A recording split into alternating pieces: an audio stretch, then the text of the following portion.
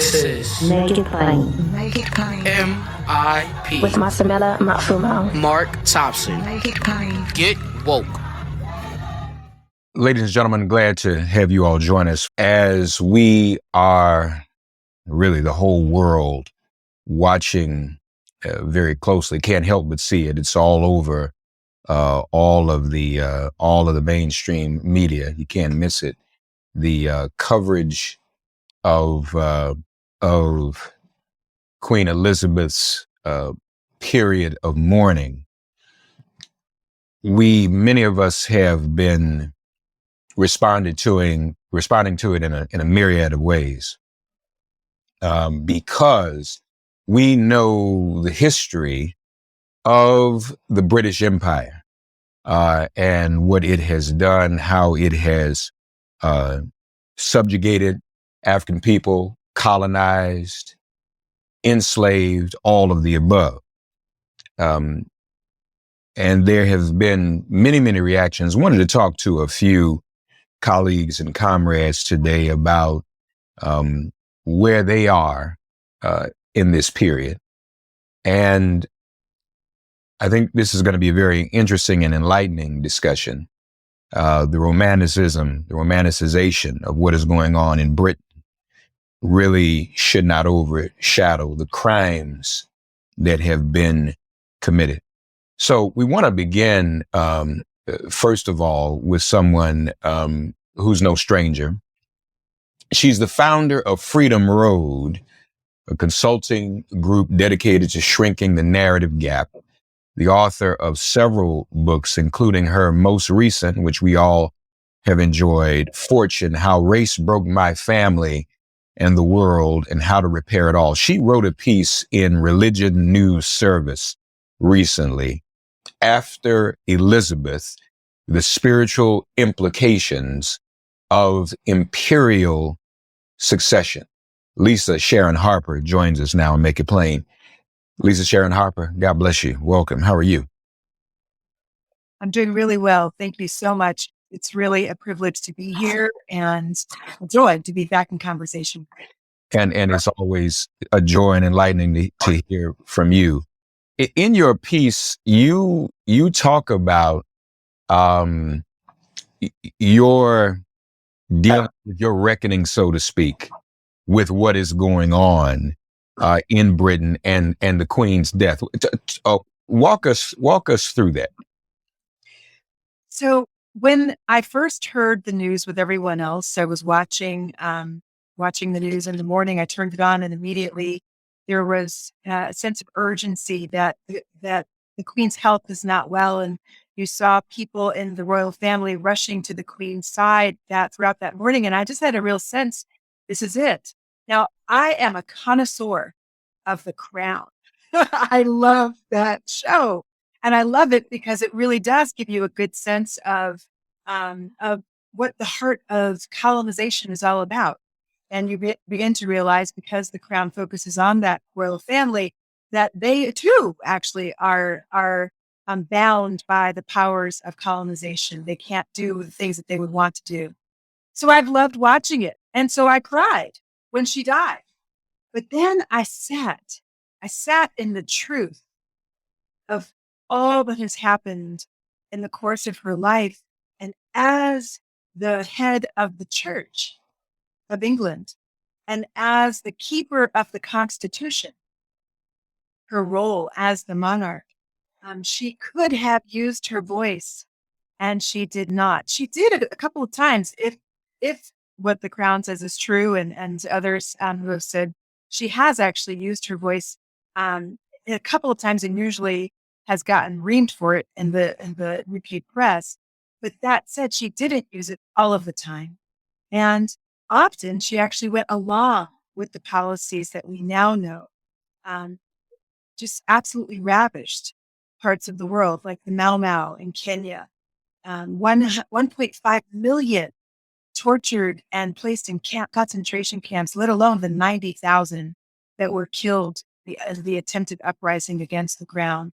And just in the months after she took the crown in 1952. We see the impact of the crown in South Africa, and the reality that it is the British crown and her ancestors who laid the groundwork for the intermarriages, the banning of intermarriage, interracial marriage, and also the Racial Land Act, the Group Areas Act, which was really the legal foundations for apartheid. Uh, we see the snatching of children, the stealing of children that happened all the way through the 1980s, and some would actually say the 1990s in Canada and Australia. And we know that they settled out of court for many of these things, or never have actually acknowledged in some other cases. Plus, the whole reparations case that has been refused to be acknowledged in Jamaica and in other Caribbean states and nations where brutal enslavement and subjugation took place for centuries. So when I sat in that, I really had to ask, why did I cry? I mean, my own ancestors were enslaved on Barbados, the very first slave colony of the British. My own ancestors, and you read this in Fortune, were indentured and enslaved in Virginia and Maryland. So why would I cry? And what I found was it's the power of story. It's the power of story. And England's stories, the UK's stories, Britain's stories, however you want to put it, are the most powerful in the world. We're powerful in their military because they've shaped our understanding of who they are. Their stories have transformed our understanding of the diamonds in the crown from being blood guilt and being evidence of subjugation of the image of God on earth to being a sign and symbol of election, of ordination to rule. And so with that, I said, I got to write this piece. I was also asked by RNS to write after they saw me tweet. And in the course of it, I can only think of one thing that could make things even move in a direction of right. And it is that the symbols themselves, King Charles III, as he takes the crown, William, as he prepares, and George, little George, as they prepare him to take the crown, for them to revolt against the lie of the fairy tale that they have been telling the world, the fairy tale of their inherent goodness, their inherent nobility, their inherent truthfulness, and really the lie of the subjugation that God has created some people to rule and others to be subjected to their rule, and embrace the truth. Only if they do that do we have a possibility of having a world where all of the places that they have subjected in the history of the United Kingdom could actually see healing. Well, unfortunately, I wonder if I don't see any signal that they're anywhere about to do that. Right? Well, yes and no.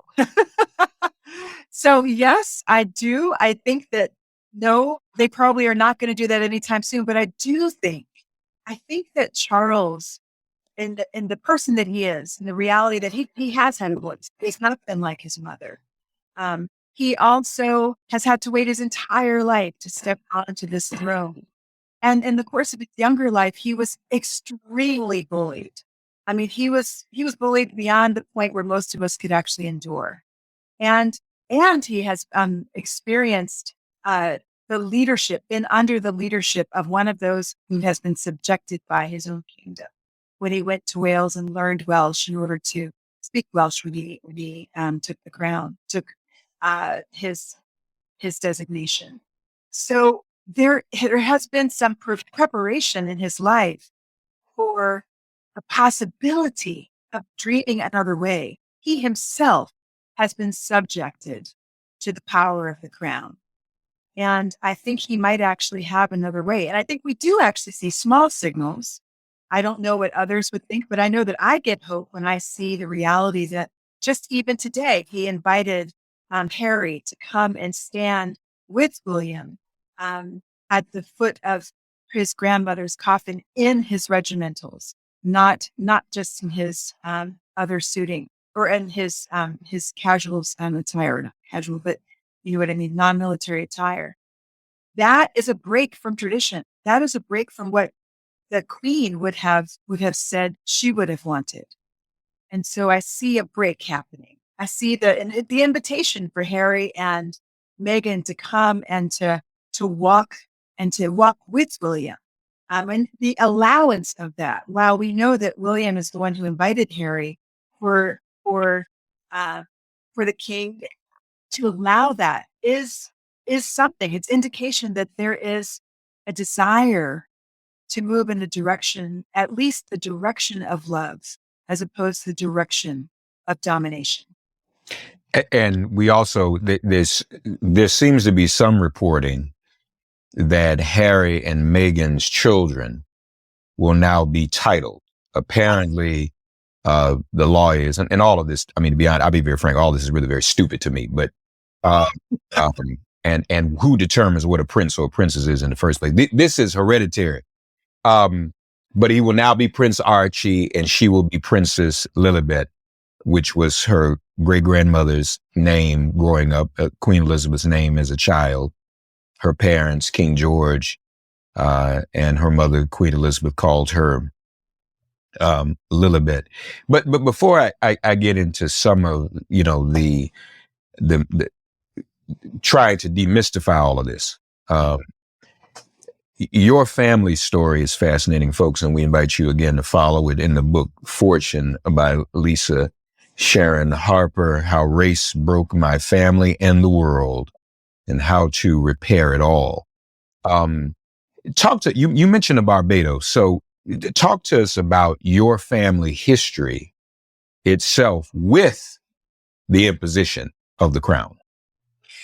Yeah. So, you know, Ancestry.com DNA traces my family to have been brought to the slave colony of Barbados somewhere around the time 1750.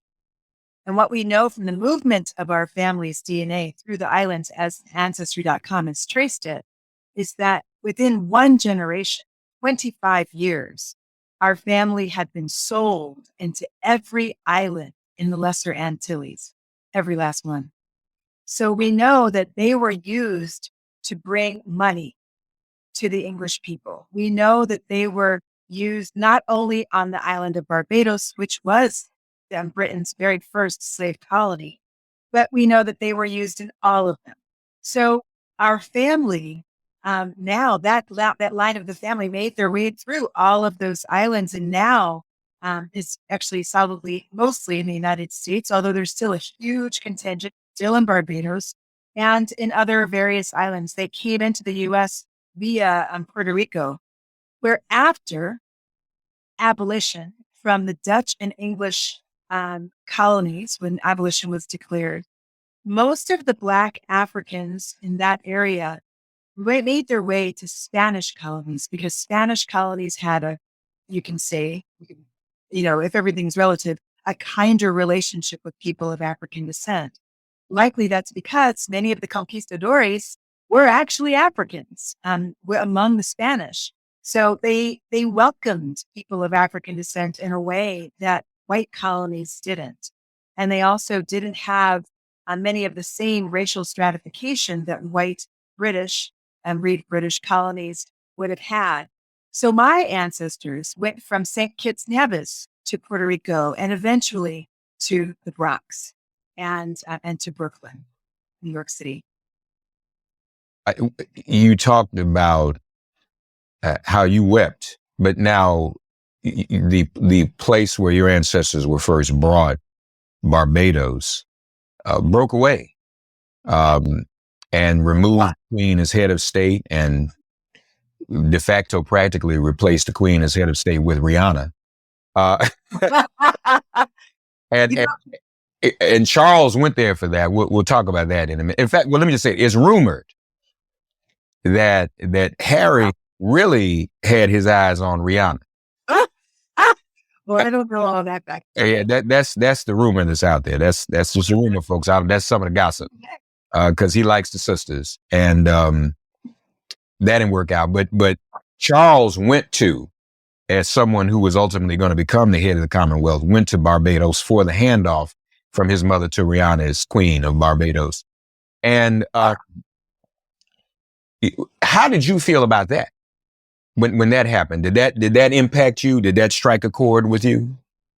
Well, I have to say, one of the things that it still rocks me is to understand what slavery was like on the island of Barbados.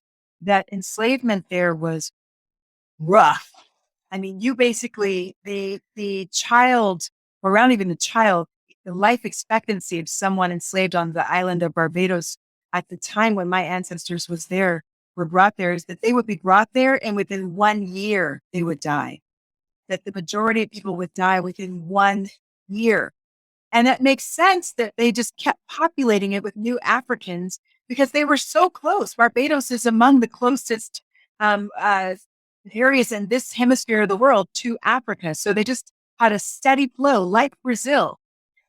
So it was brutal. The kind of enslavement that our Caribbean ancestors experienced and my ancestors in Barbados was brutal.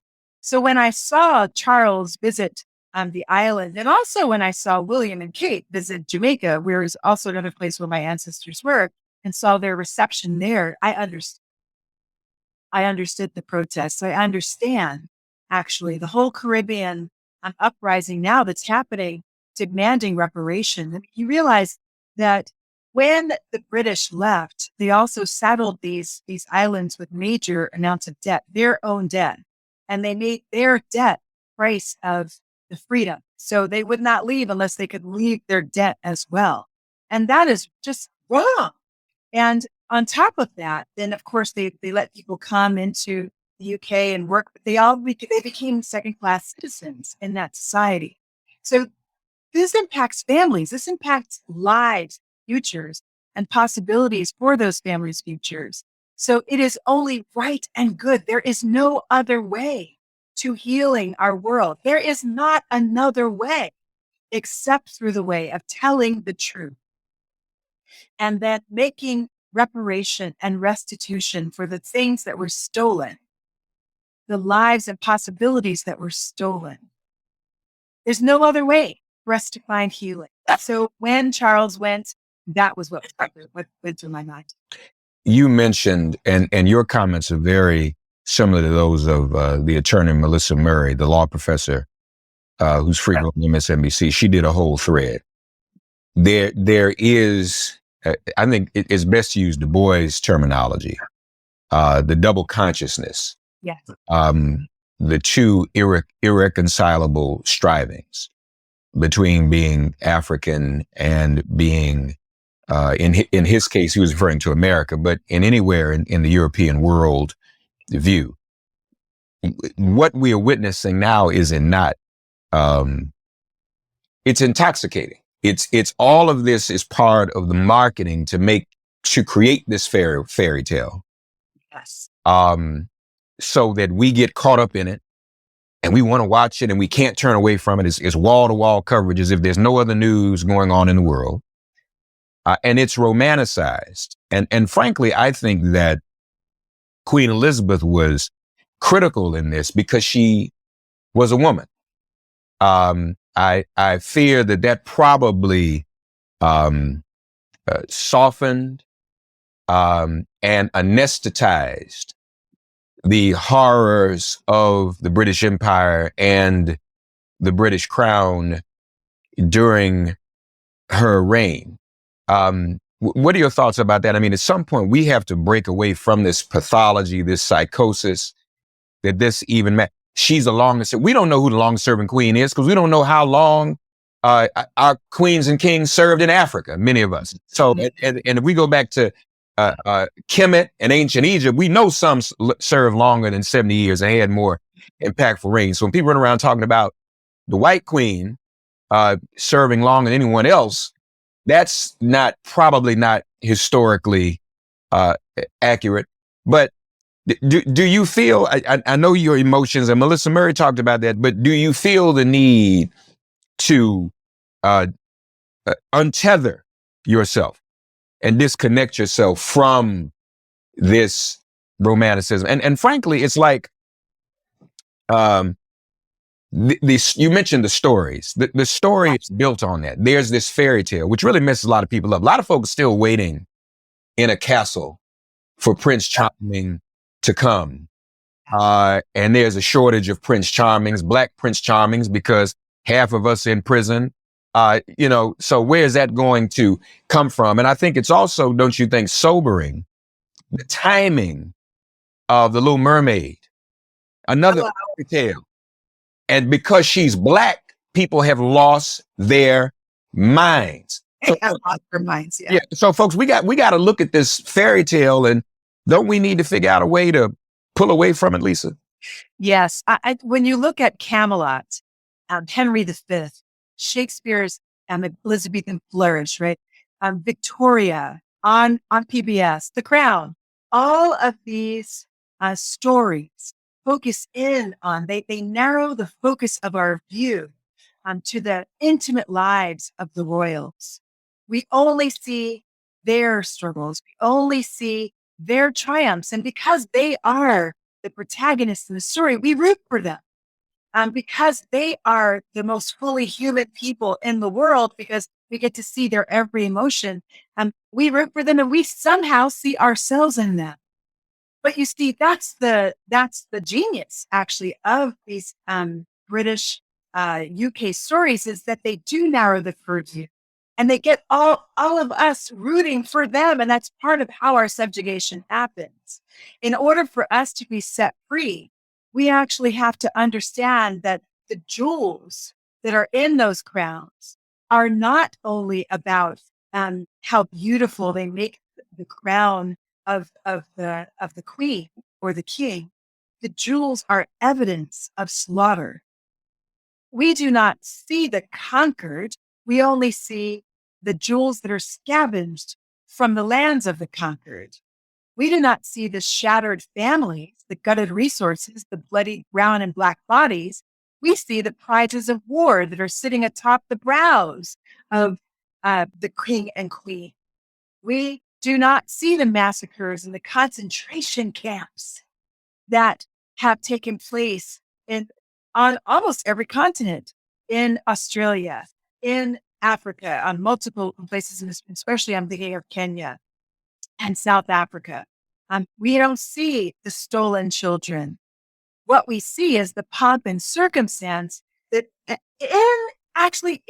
the show, The Crown, it was Margaret who said the role that the monarchy plays is to cover over the cracks. She said, what we do is we make it look like nothing is wrong. And that's our role. And the queen especially cannot glitch, cannot flinch, cannot let it be known that something is wrong behind the veil. Well, what they were talking about in The Crown was just the dysfunction of England itself, of the empire itself. But we also understand that the wallpaper has hidden their dirty deeds. And I'm not saying, I am not one that that says we necessarily have to do away with the monarchy. I don't think it's my place as someone who's not from the UK to demand what their government should do. But what I do say is, if they are to be a part of the healing of the world, which they say they want, then it is not possible for them to continue with the stories. They have to bow to the truth. I think, though, with what's going on with the Caribbean nations, what's going on in other nations, all of the places that her government colonized, all places of color, including Australia, they're even considering removing her as head of state. The Jamaicans say to me when they're on this show, how do we raise little Jamaican girls to aspire to leadership and greatness when all the currency and money they exchange has a white woman on it? So that's important. But it seems to me that if there ever was an hour politically for a move to be made to abolish the monarchy. Now, right now, as we speak, folks, people are being arrested protesters are being arrested in the streets of London for protesting and demanding the abolition of the monarchy. The accession council that appointed Charles just once again showed this is not a democratic type of thing. If there was ever an opportunity, and Lord knows, I mean, even amongst white Britons, they aren't in love with Charles and Camilla. They feel Charles and Camilla killed the one that they wanted to be queen. The public did. The one they call the People's Princess, Princess Diana. So if there ever was an opportunity, and I don't know, at least I don't know that this opportunity shouldn't be seen, because here's the other thing that's intoxicated, as Margaret Thatcher said, this papers over the truth. This here really does not have any power.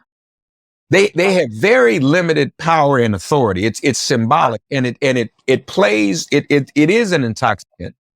And somehow in this capitalist system, we still, it's as if those of us all these people walking through the line to go see her don't have a dime. None of these people got a dime. Look at all these people walking through, y'all broke as I don't know what, doing bad. Inflation ain't just in America, it's all over the world. But they lined up to see a woman worth over $1 billion laid out. Not getting credit. They know how to lay folk out now. I never seen a Jaguar hearse before. Right. So but look at the opulence in that. People are poor. Homeless people are being snatched up off the streets so they aren't visible Monday during the funeral. All right. But how much that Jaguar hearse specially made to lay her out in? Okay. This was a hearse that was specially made for her death, so she couldn't even enjoy it. I never heard of somebody having something made that they can't even see when they're gone, unless they're looking down from glory. But it seems to me that if there ever was an opportunity to call for an abolition of the monarchy, one of the last monarchies of relevance in Europe, because World War I and World War II knocked most of the other monarchies out. So Britain has this monopoly on monarchy and queendom and fantasy and Cinderella and Rapunzel and Sleeping Beauty, all of these fantasies that continue to numb us to the realities of justice and reparations and what we demand. I think this is an opportunity for not only all of these nations to pull away. It is. But also for those in Britain. So let me tell you something. Let me tell you one other thing. You saw the poor people in that line, y'all? Their taxes are paying for all this too. This ain't even free. So it's not even like her $1 billion fortune is financing this. The taxpayers are paying. So it's like your taxes going toward the Cinderella movie. You're making the case. You're making the case for the dissolution of the monarchy, and I say it's a very good case. It's a great case. I just want to add that it's not only people of color actually all over the world, though. Of course, we've been brutalized the most recently, right? But when you go all the way back to the people of Scotland and Wales and Ireland, that goes back to the 15 and 1600s, and the story of fortune actually travels through that story. So I learned about the plantation era. Believe it or not, that's what they call it, the plantation era in Northern Ireland around the early 1600s. And that's when they had already taken hold of Scotland, and they then conscripted Scottish people to go into Ireland and claim their lands, and especially Northern Ireland around Belfast, and plant plantations there and be the ones who actually then were the overseers of that land. Yes, they did. The Scots did. And that intersects with my family because Maudlin McGee, who is Fortune's mother, a woman from Belfast, was married to George McGee, and they were Scots in Northern Ireland around that time in the 1680s. And they came to America after a huge uprising of the Irish there. So I've heard, with ears to the ground, that the Scots are saying it's time to leave the Commonwealth. It's the Irish saying it for a long time. The Welsh have been saying it for a long time. So I think that what England and Britain must do is it must ask the question, how is it possible for them to find strength in their own 2 feet, but also coming to the table with other nations as equals, as collaborators, not peace through domination, but rather peace through collaboration. And that would be a major shift. And the monarchy is the symbol of domination because those jewels that come in that crown came through domination. You Yeah. even get the British, like when you say Britain, you're talking about Britain, you're talking about Wales, you're talking about Ireland, and you're talking about Scotland, Northern Ireland, you're talking about Scotland. That's through force itself. So what does it look like for England, to stand on its own and actually allow others to have self-determination and then to deal with that? That's how we get to health and wellness. And it's going to take losing power that is a false power that is only through the wallpaper over the cracks. Yeah. We should also acknowledge this. The Commonwealth itself is another thing. And most of the Commonwealth nations are nations of color, including Jamaica, including some of the African nations. And so I even saw the marriage. People were like, well, they're letting Harry marry a black woman. I didn't think that was so much of anything but a political stroke as well. Meghan Markle's wedding dress had within it the flowers, the stitching of the flowers, the national flower of each Commonwealth nation. Now, why is that? Why is that in your wedding dress? The symbolism of here a woman of color joining the royal family was probably meant to serve, and I'm sure, and Charles had a lot to do. He orchestrated all of it. Was meant to serve as some signal to suggest some affinity from the royal family toward these Commonwealth nations as they all are discussing getting ahead. So that's not lost on me either. Yeah, that's good. What that was all about. And now look, now it's as if nothing ever happened. They're being brought back into the fold, so to speak. That's what it looks like. And so we will see how all of this ends up and pans out. But as I said, folks, all these people you see, I just want y'all to understand that this, and the Jamaicans told me this, when they impose themselves in these countries, they go to the Caribbean to visit. The Caribbean nation and their taxpayers have to pay, Lisa, for the security and expenses of those royal visits. Yeah. That means pay for that. So it's like it's some kind of honor to receive and pay for them people to come see you when they should be paying reparation. They need to be paying us. That's right. That's right. There's a supreme irony, and that's the power of the story of the fairy tale. Bringing a fairy tale to your island, they believe should actually be worth something. But the reality is they just have never done right. No. They've never done right. And they shouldn't even be there. They should not be there. Yeah.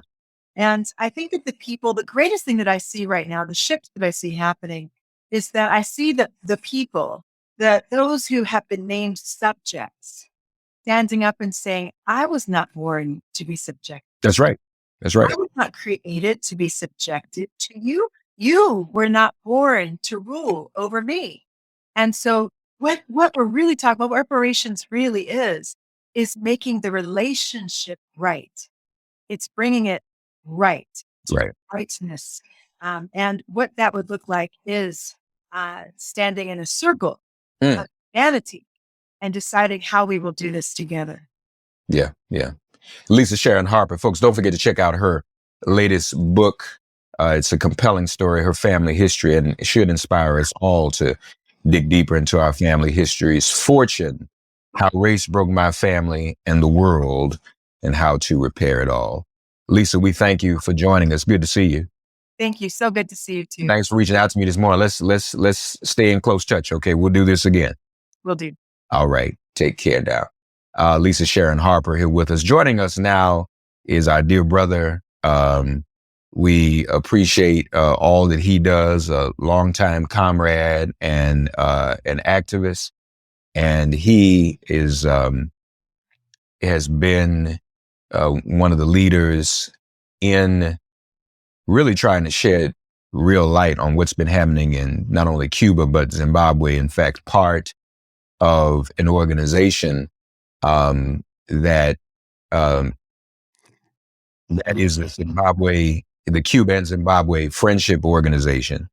He's a playwright, he's an educator, he's a father, and he has been a very direct connection between our current struggle and the ongoing struggle of our people around the world in the diaspora. Brother Obi Egbuna Jr. And again, his father, a very famous author himself from Nigeria. Obi, how are you, brother? I'm fine, brother. Good to be on with you. Good to have you on, man. And Obi and I don't get a chance to talk enough. And he hit me up the other day, and I said, "Wait a minute, man. Let's stop procrastinating on this. Let me just have you on the show because this is good content as the whole world is romanticizing and hagiographying the British crown and living in this fairy tale. We do well to take a serious look at just how much of a fairy tale this is not." Right, Obi? Definitely not. Definitely not. No. So, Go ahead. but let me just say this, just kind of set this up, folks. So we looking at this. This is what most of us don't know. This year, 2022, is the 50th anniversary of Dr. Osagyefo Kwame Nkrumah's transition. All right. See, 50 years from now, they're going to be showing this. We need to be showing Nkrumah today. It is also the 100th anniversary of the birth of the centennial of Ahmed Sekou Touré. And so Obi, give us some context here why our history, our Black royalty should be amplified rather than just this queen. Well, first of all, it's always an honor to be on with you, and we thank you for your consistency and our struggle. As Brother Kwame Ture taught our generation, we need more war horses, not race horses. So you've been on the trail for a long time, so it's always an honor to be with you. It comes down to where we fall on the spectrum, brother. If you're Jay-Z, if you're Beyonce, if you're Oprah Winfrey, if you're the Obamas, you're crying a river, as Sam Cooke used to say. But if you're those children of Africa who've embraced your historical responsibility to fight to reclaim what is ours, then this is just a day in the life. So this is cultural warfare at its finest. And since you mentioned Ahmed Sekou Touré, we thank you for that. Let's use his definition of culture. He said that culture is the sum total of spiritual and material values obtained by humanity throughout its history. And Osagyefo Dr. Kwame Nkrumah always talking to us about the process of decolonization. What that means is waging this war on a daily basis. And if this is a situation where we are focusing on what we embrace, what we reject, what we celebrate, what we do not celebrate, this is how we come to look at it. Looking at this through the eyes of an African, one who knows the struggle in Africa, knows that in 1957, Osagyefo Dr. Kwame Nkrumah and the Convention People's Party, through a positive action campaign, what we call nonviolence in North American borders, they took power from the British colonialists. That same year, Queen Elizabeth II takes control of the King's African Rifles. Many may not know what the King's African Rifles are. The King's African Rifles was a military process where indigenous people of any nation that the British colonized, they would assemble some of the people who are indigenous to that land and train them militarily to fight against the resistance, where armed struggle was the case. One of the most celebrated armed struggles in the history of modern Africa is the struggle in Kenya, led by the Land and Freedom Army, commonly and affectionately referred to as the Mau Mau. The King's African Rifles were Kenyans who fought against the Mau Mau on the battlefield. One of the most controversial heads of state in modern African history is Idi Amin. Even though Idi Amin was known for telling the Queen to take her glove off when she shook his hand because he too is royalty, Idi Amin was a member of the King's African Rifles. As a matter of fact, when the president of Uganda, Milton Obote, he was propositioned by the United States and he was propositioned by the Kenyan government to start a program to train trade unionists in his country. And they found out that their program was connected to the International Labor Solidarity Center, which is now autonomous of the AFL-CIO, but was the global component of it, which we found out later on in life was affiliated with the CIA. Obote terminates that program. The CIA and British intelligence help Idi Amin overthrow Obote. So we're going to discuss this. We have to discuss the King's African Rifles. As you know, I have the honor of being the first U.S. correspondent of Zimbabwe's national newspaper in the country's 42-year history. Part of focusing on his queen is focusing on Cecil John Rhodes and the British South African Company. We're talking about a culture beyond a figure, beyond an image, a culture, a way of life. And as we know, they're terrorizing our continent, raping our continent, plundering our continent, conquering land, and stripping us of our human and material resources.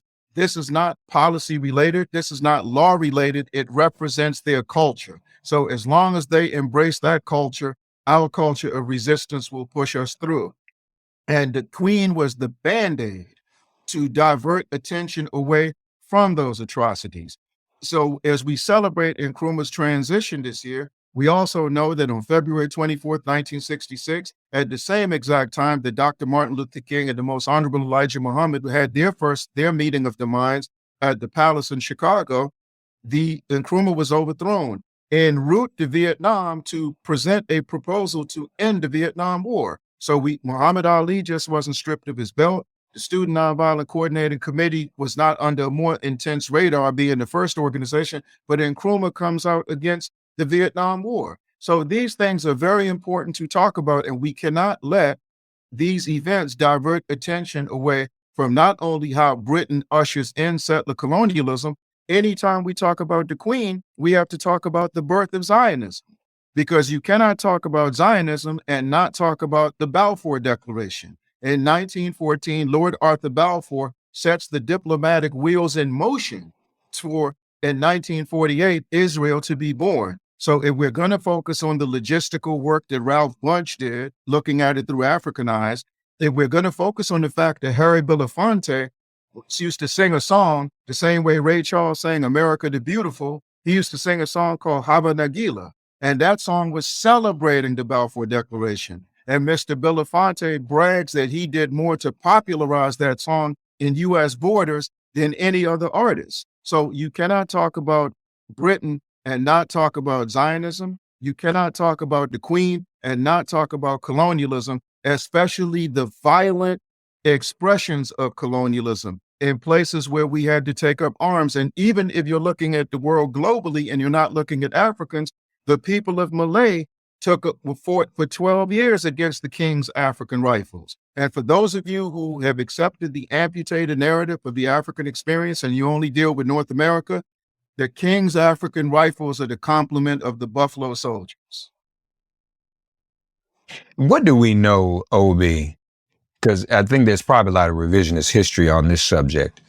The Queen going to Ghana and dancing with President Nkrumah. What do you know about that? She went there because what was happening was they were just trying to test the waters with him. He first showed up in an FBI document when he started the African Student Union before he came to Britain. And they already knew where his heart was because, of course, we have to go back to understand that trip, my brother. You have to look at the Fifth Pan-African Congress in Manchester, England, in her backyard. Arguably the most important assembling of Africans in the 20th century, where a young Nkrumah was an organizer of that event. A young George Padmore was an organizer of that event. Nnamdi Azikiwe was there. Paul Robeson and his wife Eslanda Robeson were there. It was Du Bois' swan song. It was his last Pan-African assembling of that magnitude, him being involved in every one of them from 1900 to 1945. So they were trying to check Nkrumah's temperature. And so when they watched the Positive Action Campaign in 1957 in Ghana, and him saying that it's meaningless unless all of Africa's free, then you look at the fact that from 1957 to 1960, 35 nations get their independence, the most rapid swing towards peace and progress in modern history. Even though President Obama told you that Arab Spring was, he's wrong there. But he's not a history teacher. He's a lawyer by trade. So blemishes on the law on history, he can be pardoned for that. But anyway, so they thought by coming there, they could manipulate Nkrumah into relaxing, because this is right around the time that it's abundantly clear that he's using Ghana to give the other liberation movements still in pursuit of liberation, whether they're organizing a positive action campaign or organizing an armed struggle. Because in 1 year after Ghana was a nation, in 1958, you have the All African People's Conference, where Patrice Lumumba shows up in Ghana, Frantz Fanon shows up in Ghana, and the question is raised, all anti-colonial movements, whether they're fighting through positive action or through armed struggle, should be supported. And when you get the book Class Struggle in Africa, he chronicles all the liberation movements who have offices and operations in Ghana. And this is in conjunction with the strategy that he put in place to set up a repatriate community of organizers. So this is how Julian Mayfield comes to Ghana, Maya Angelou comes to Ghana, Tom Feelings comes to Ghana, W. Alpheus Hinton comes to Ghana, and that was the idea of Shirley Graham Du Bois. So the Queen's trip to Ghana was set to counter that, but she also made, brother, 19 other trips. She visited the African continent 20 times, and she had interaction with many of the key U.S. presidents. So if you look at U.S. history in relationship to the Queen, and then we look at Britain's Africa policy, which we don't look at enough. At the moment, a country that you and I both love, Eritrea, just got the sanctions lifted on them 2 years ago. The sanctions on them were imposed because the British government put out a lie on them that they were harboring terrorists from El Shabaab. And this is at the same time that Eritrea is the only country in Africa at the moment to have free education and free health care of our people. And right now, the Biden administration is pushing for regime change in Eritrea. So these are things that we have to watch very closely. And the fact that even though President Mugabe was knighted by the Queen way back in 1994, that was a test, because she knew that Britain had failed to honor the Lancaster House Agreement, that between 1980 and 1990, Britain and the U.S. would put up $5 billion so the white commercial farmers, the Caucasian colonial farmers of British and Rhodesian ancestry, could relocate. They would no longer have the farm the size of half of Harare, or half of Kwekwe, or half of Kigoma, or half of Mondoro and Gazi in the 10 provinces in Africa. But since Britain eventually reneged, Thatcher made some overtures in the beginning, John Major made some overtures, but the Bill Clinton wannabe Tony Blair, when he comes on the scene, he says he's going for regime change in Zimbabwe. And we now know that he was having high-level conversations with his chief military advisor, Guthrie, to overthrow the Zimbabwean government. So these are the things that the Queen has always been used to cover up. So anytime she sets foot out of Britain to set foot anywhere in Africa, it is to divert attention not only from the atrocities of settler colonialism, but neo-colonialism. And since we've been under neo-colonialism for 3 decades now, whether you want to look at Mobutu's reign of terror in the Congo, Houphouët-Boigny's reign of terror in Côte d'Ivoire, Bokassa's reign of terror in the Central African Republic, British colonial culture has played a very central role in that process. And we should not allow her death to divert attention away from any of us. Speaking of neocolonialism, Brother Obi, as we know, many of the nations the black nations that got their independence, the African nations, the Caribbean nations, they became a part of this Commonwealth. It isn't the Commonwealth itself an instrument of neocolonialism? The best example is when Zimbabwe reclaimed their land in 2000. They suspended Zimbabwe from the Commonwealth, and Zimbabwe eventually withdrew. So powerful is this Commonwealth. Thank you for bringing up the Caribbean, Brother Matsamela. You're very sharp geographically. Is it Cuba in the Caribbean? Yes, sir. How does Cuba have observer status in CARICOM? They're in the Caribbean. To say that Cuba is not part of the Caribbean is like the colonialist narrative of Africa that says that Egypt and Algeria and Morocco and Libya and all of North Africa really isn't part of Africa. It's just a technicality in terms of geography. But because of British pressure, this was Britain's way of showing support for U.S. imperialist policy on Cuba. They have intimidated those countries into not allowing Cuba to have permanent status, which is inextricably linked to the fight right now, Brother Matsamela, and listeners and watchers and viewers. If you don't know this, there's a growing tide saying that Israel should not have observer status in the African Union, which they have. And that is necessary to raise. But guess what? Of the 55 nations in Africa, Israel has embassies in 47 of them right now. So this is an extension of Britain's manipulation, Britain's influence, their diplomatic influence, their political influence. What does the United States have to do with Zimbabwe? Why is the United States imposing sanctions on Zimbabwe? As everyone in Africa has said, the Zimbabwean dispute is a dispute between an independent sovereign nation and their former colonizer, a bilateral dispute. So that's between ZANU-PF and the Labour Party of Britain and the Conservative Party of Britain and the M16, the intelligence agencies, the BBC, and every apparatus at the disposal of British colonialism that wants to make neocolonialism, enforce neocolonialist policies on Zimbabwe.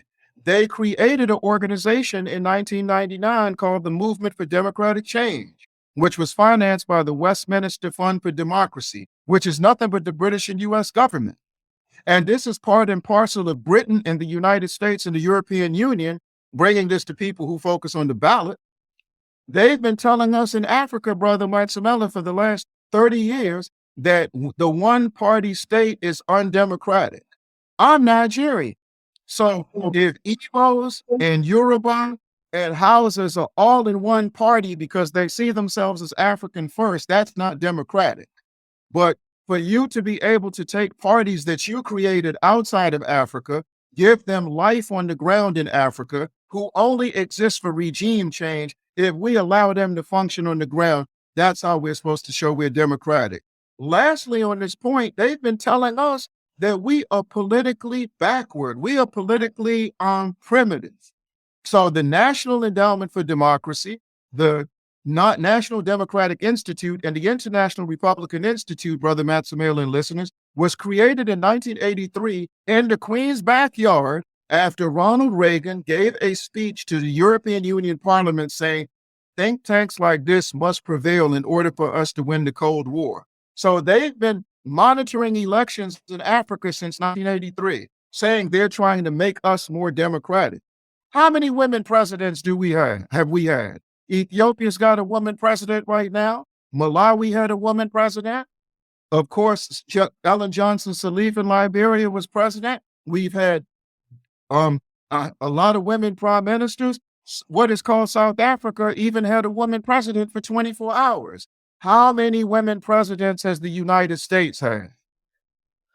Colombia has now their first African woman vice president. Cuba has 2 African women vice presidents right now. So the British colonial spin on democracy, the United States imperialist spin on democracy, it gets Beethoven ears in Africa because we are more politically advanced than you, because the Sheikh Anta Diop said we're a matrilineal people and women have just as much of a right to be neocolonialists as men do in the Africa that I'm watching today.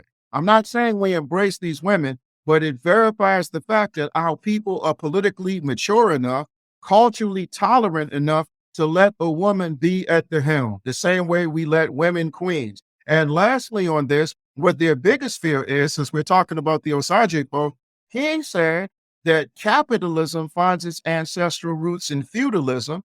Communalism socialism finds its ancestral roots in feudalism. So we want to move off the European kings and queens. We got to go back and look at why we still celebrating our kings and queens. Our fight against feudalism is the reason that created the climate and atmosphere for settler colonialism to prevail. Settler colonialism interrupted the class struggle. Mansa Musa had $400 billion in his pocket. That belonged to all of Mali. Are we teaching our children to look at Mansa Musa as a hero or Modibo Keita, the socialist revolutionary? And I can say this to so-called US-born Africans because a lot of you, your first exposure to Africa was through great kings and queens of Africa, through Ebony magazine, which Anheuser-Busch financed, but the great John Henry Clark did those historical layouts. And the reason that existed is because we fought, because we were saying, you're not starting our history in Jamestown in chains, as your property, as your chattel. So the compromise was we could talk about Africa 80 million years ago, propagating the notion that Africa is part of our glorious past, but not our present and not our future. But we're going to go with the last line of lift every voice and sing. We're going to be true to our God and true to our native land. And our native land ain't Texas. It's not Missouri. It's not Cuba. It's not Bolivia. It's not Jamaica. But at the same time, as true daughter sons of Africa, all 55 nations in Africa must embrace the 45 million Africans in the United States, the Africans that have been in Australia for 80,000 years, the 200 million Africans in India, the 100 million Africans in Pakistan, the 100 million Africans in Brazil. So the amputated narrative of the African experience is out. And for those of you who have too much plantation love, our response is no more plantation love. Last as we go, brother, we want to lift up, folks, check out the latest thread by Michael Harriot of The Griot, where he talks about the news that came out a few days ago that Aretha Franklin was surveilled herself by COINTELPRO. And there's an indirect relationship because of the Queen. One of the principles of COINTELPRO, one of its mission statements, number one, number two, we know famously, prevent the rise of a Black Messiah, et cetera. Number one, and in the preventing of that rise, they mentioned three people: Martin Luther King Jr., Elijah Muhammad, and the then Stokely Carmichael, who went on to become Kwame Ture, who was a mentor to both Obi and me. But here's paragraph number one: prevent the coalition of militant Black nationalist groups. In unity, there is strength, a truism that is no less valid for all its triteness. An effective coalition of Black nationalist groups might be the first step toward a real Mau Mau. That's what J. Edgar Hoover wrote. A real Mau Mau in America, the beginning of a true Black revolution. And in this thread, he quotes Dr. King's statements. The masses of people are rising up, Dr. King said, and wherever they are assembled today, whether they are in Johannesburg, South Africa, Nairobi, Kenya, Accra, Ghana, New York City, Atlanta, Jackson, or Memphis, the cry is always the same: we want to be free. Dr. King was speaking out on us coming together. Medgar Evers, when he lived in Mountain Bayou, Mississippi, you should see this thread, and Michael Harriot on Twitter. He started there the formation of a Mau Mau group based on the other Mau Maus in Kenya. This was going on in Mound Bayou, Mississippi. And lastly, one of the reasons that Aretha Franklin was under surveillance, her father was helping to finance these movements. There were African leaders coming to Detroit to meet with the Reverend C.L. Franklin. And so this was the power of this movement. There was some Pan-African unity coming together. And what we're witnessing now is the counter to that. And we have to be very, very careful we don't get caught up in the romanticism and the fairy tale and the distraction. Obi, I got to go. Final thoughts. Well, the final thoughts, I'm glad you brought that up because a few years ago, through the Mass Emphasis Children's History and Theater Company, we had some children do a mini documentary saying that our actors and actresses should not play police officers, should not play military officers, and should not play intelligence agents until the policy changes. And I think that that's very important. But as far as the FBI goes, they're watching us, we're watching them. And what is proven when we look more into their history, the world isn't big enough for the both of us. So every installation that represents counterintelligence in the world that imperialism maintains, it has to go. But what we have to be very careful of is we must pay attention not only to COINTELPRO, Matsamela, but OINTELPRO, the United States Agency for International Development, created in 1961 in conjunction with the Peace Corps. And I'm gonna bring, and when we talk about the Peace Corps, to say that to compare the Peace Corps and the CIA, or to say they're different, that's like saying the White Citizens Council and the Ku Klux Klan are different. And interestingly enough, bringing Guinea into this as we go, John F. Kennedy sent Harry Belafonte as an emissary of the U.S. Peace Corps to go meet with Ahmed Sékou Touré. And as a result of that conversation, Guinean dancers and drummers started coming to the United States. That's why African dancing and drumming is so popular all over North America, because the Guinean Revolution was the first revolution to tell their story to the world in ballet. And that's why we did the play that we did this year, Ready for the Revolution, celebrating Ahmed Sékou Touré and the Ballet Kamara. So we can talk about the atrocities of the FBI, the CIA, the police, but we must not let them police us anywhere in the world, number one. But number two, every time we protest their atrocities, they reinvent themselves and recruit our people into their ranks. These STEM programs that are all over the public schools, if you look at who controls the STEM industry, it's the military, it's the police, and it's the intelligence community of North America. So our children are going to be working for them. And if they're entrepreneurs, they're going to be having contracts with them. So that if we're saying smash them and defeat them, we must break ties with them all together. Thank you, Madam Samir. Thank you so much, Brother Obi. Good to see you as always.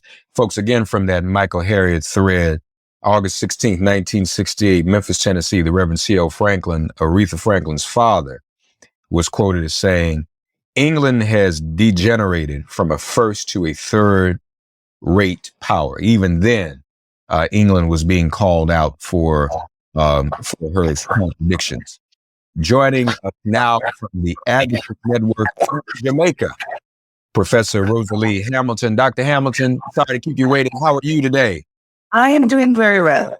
Wonderful, wonderful. So what's the latest? Last time we talked, y'all, and you all been talking about this for a while, removing the Queen as head of state.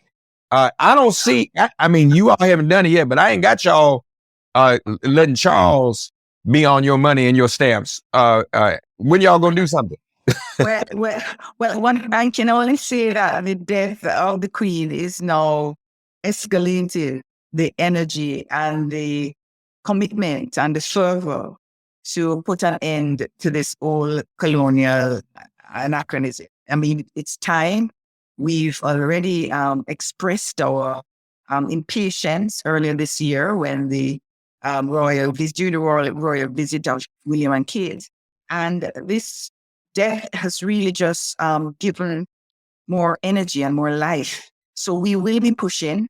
The period of mourning ends next week. And so you will see shortly after our efforts beginning to escalate.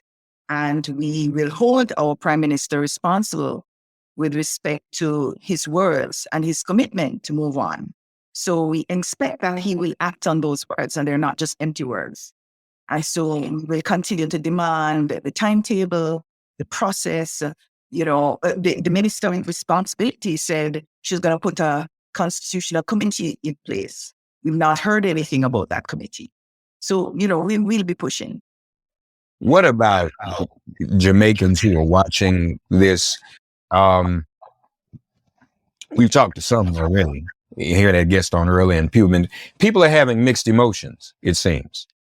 Understandably so. I'm not knocking that. But what are your thoughts about that? I mean, some people still feel some sentimentality, some fairy taleism to this. What's your counsel to people who are kind of struggling with that and wondering why do I feel this way? Should I feel this way? What do you say to those people?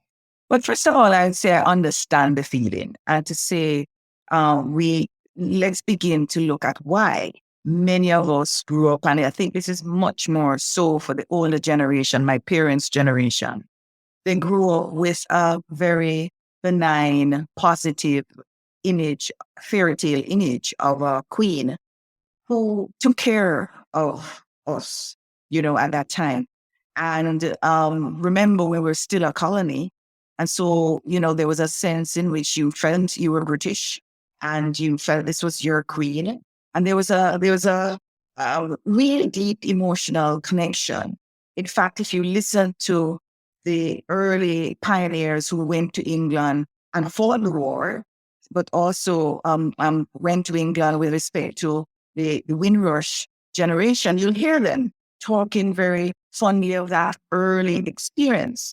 Now, of course, once they got to England and they experienced firsthand racism, that was a wake-up call. And so attitudes changed. But for those of us who are still in Jamaica, especially from that generation, it's a real emotion. And I want to add, we've all lost, many of us anyway, have lost our mom, our grandparents, and so on. So we certainly respect the loss of a life. And I think, however, we should separate the emotion we may have for an individual and to look at the institution that individual represents. And I think in that way, both emotions can play out. An emotional and more importantly, a very practical activist reaction to definitive move to ending the legacy of that institution, the imperial relationship we continue to have today. And I think it both can coincide, and they do. I've met individuals who feel a mourning a loss of a life and an emotional connection they have as a result.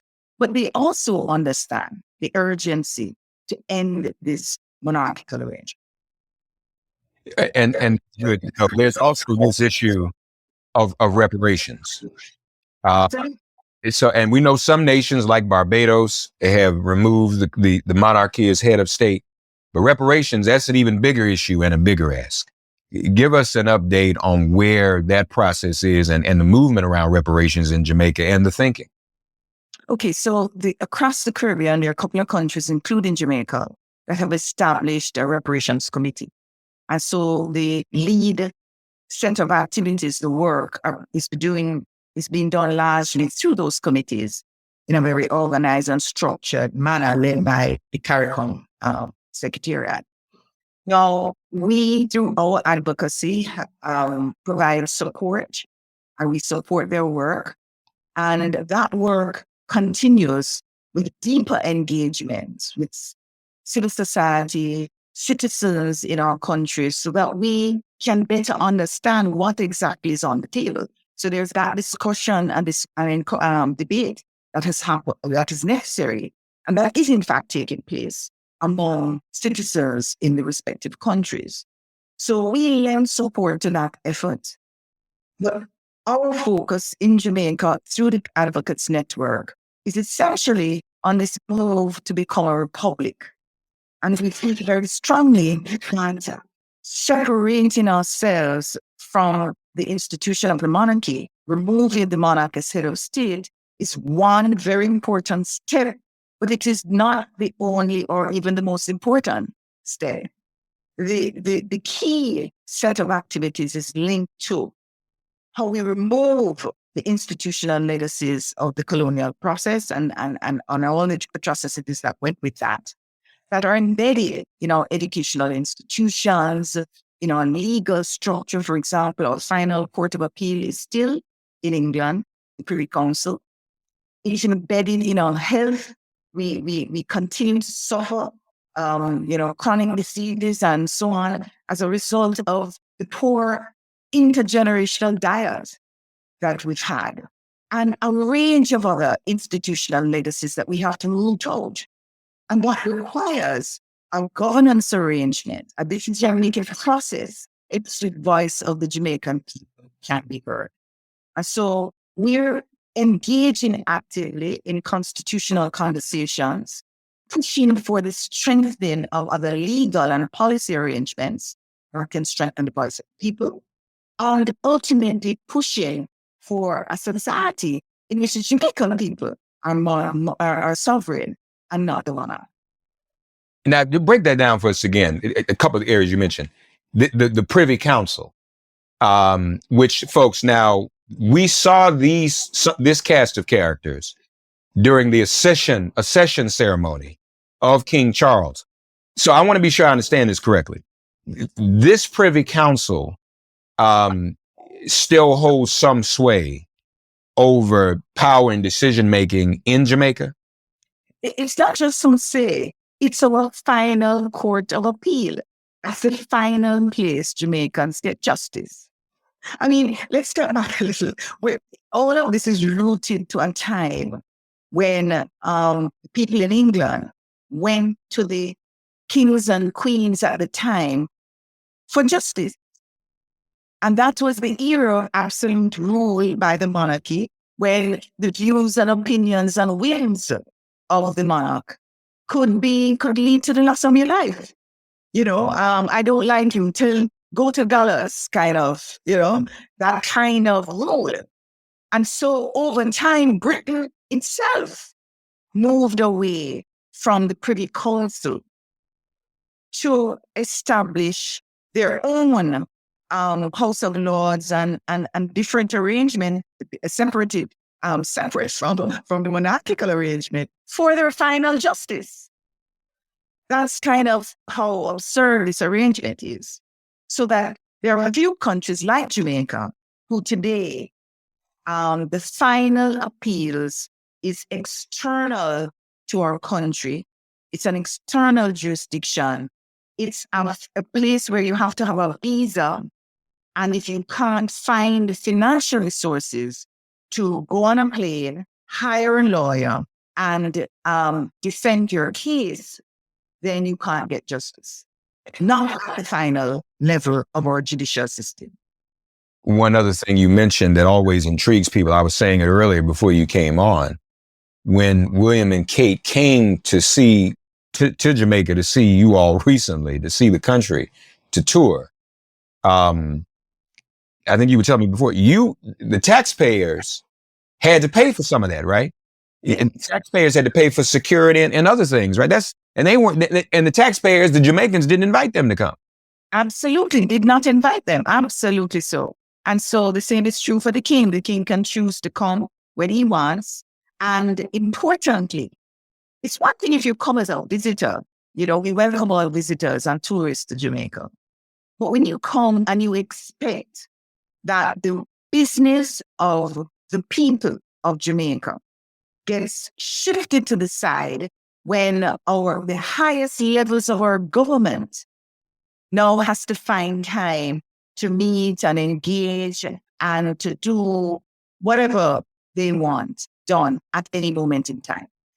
Part of the outrage that many of us felt was that the royals came during a COVID pandemic, and time when our children were not able to go to school, massive learning losses, and time when we were also struggling with the weakness of our health system. And a range of other businesses are closing, but still are unable to open. And they walk into our country and expect us to be dutiful subjects and to respond to their whims and fancies. No, that's not acceptable in the modern world. If we feel that we are as equal as they are, we struggle and fight for a world in which basic human rights are equally guaranteed to all, and where there's no first class and second class citizens. And we in the words of Haile Selassie and Bob Marley and others, where that philosophy that holds one race superior and another inferior can be permanently and finally discredited and abandoned. That's what we're working towards. And again, as you alluded to, if there was ever an opportunity to do this, it's now. Let's face it, King Charles is hobbled. Some people are seizing this opportunity, even in Britain, to talk about the abolition of the monarchy. I think, while some may have embraced the Queen, even as an elderly woman, Charles and Camilla are not as beloved, probably never will be. So if there ever was an opportunity to make these types of moves, now is the time. Professor Rosalie Hamilton of the Advocates Network in Jamaica, we've been staying in close touch. I am happy about that and want to stay in touch and be as supportive as I can and inform the public and do more, if possible and necessary, behind the scenes to support the movement that's happening in Jamaica. There was another, they were interviewing someone on television the other day from Jamaica that said what you said when you were last here with me. So you're being quoted a lot. How do we inspire little Jamaican girls to be all that they can be when the image on their money and on their postage stamps is a white woman? It's 2022, y'all. And we know some of you love the Queen and the monarchy. Well, knock yourself out. But they're not going to put Meghan Markle on the money. And there's a reason for that. So if it was all about that, they just go ahead and put Meghan Markle on the money too, and everybody, it would just be like that. No. So now they're going to put Charles on the money. And I just don't, to me, in 2022, it just seems ridiculous that we're still doing that type of thing. Shoot, in America, sitting presidents out on the money. So this is what must happen. Professor Hamilton, always a pleasure to speak with you, and thank you for joining us. Thank you so much for having me. And thank you for doing what you're doing, because this opportunity to share information is an important part of our advocacy. When people understand this history, understand why the need to move is now, I think it will help us and we'll get to our destination very soon. Thank you so much. Looking forward to hearing more from you. Take care now. Good. Right. All the best. So folks, great conversations with everyone who joined us today. Just wanted to do this ahead of the funeral Monday. Sovereignty, reparations for our Caribbean nations and all of our nations throughout the world. That is what, of course, must be sought. What, of course, is necessary in this day and time, in this hour. And hopefully that will take place. That must be our resolve. Ladies and gentlemen, it must be our resolve as we see more of the mourners gather. Again, people who are paying for this. People who are not even aware of what they're financing and what they're paying for wealthy people. Yeah, somebody's gonna wake up. Somebody's gonna wake up real soon. We can pretty much guarantee that. We thank you all for joining us. Thanks for getting woke and listening to Make It Plain. As always, perform an act of kindness on behalf of an elder or young person. Write a letter to a sister or brother who just so happens to find her or himself incarcerated. Offer libations to the ancestors upon whose sturdy shoulders we all now stand. And above all, give thanks to the God of your understanding by whatever name you call her and him. All God asks of us is that we give each other love. Thanks for giving MIP love. And please remember to subscribe and give us a 5-star rating. If all hearts and minds are clear, it has been made plain.